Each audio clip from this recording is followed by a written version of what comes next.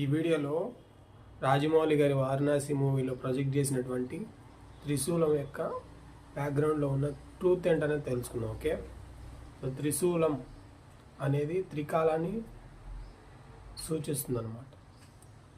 Like ఇప్పుడు త్రినేత్ర అవి తీసుకున్నా కూడా అన్నిట్లో త్రీ అనేది ఉంది చూసారా.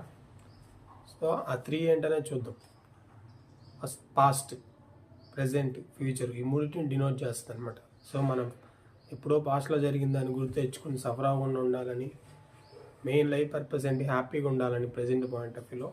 సో అది సింబాలిజం అనమాట, ఇట్లా డినోట్ చేస్తుంది త్రిశూలం అనేది. అంతేగాని వెపన్ కాదు అది. స్టోరీస్ ఎందుకు చెప్పారంటే అప్పట్లో ఇలా సోషల్ మీడియా బుక్స్ ఏం లేవు కదా. సో జనాలు గుర్తుపెట్టుకోవాలని స్టోరీస్ చెప్పారు. సో మనం ఎడ్యుకేటెడ్ పర్సన్గా మనం చేయాల్సిందంటే దాని బ్యాక్గ్రౌండ్లో ఉన్న ట్రూత్ అని తెలుసుకోవాలి. సనాతన ధర్మ బ్యాక్గ్రౌండ్లో ఉన్న సైన్స్ తెలుసుకోవాలి. మనం స్పిరిచువల్ గ్రో అవ్వాలన్నా, అట్లీస్ట్ మెటీరియలిస్టిక్ పాయింట్లో హ్యాపీగా ఉండాలన్నా. Okay, bye, take care.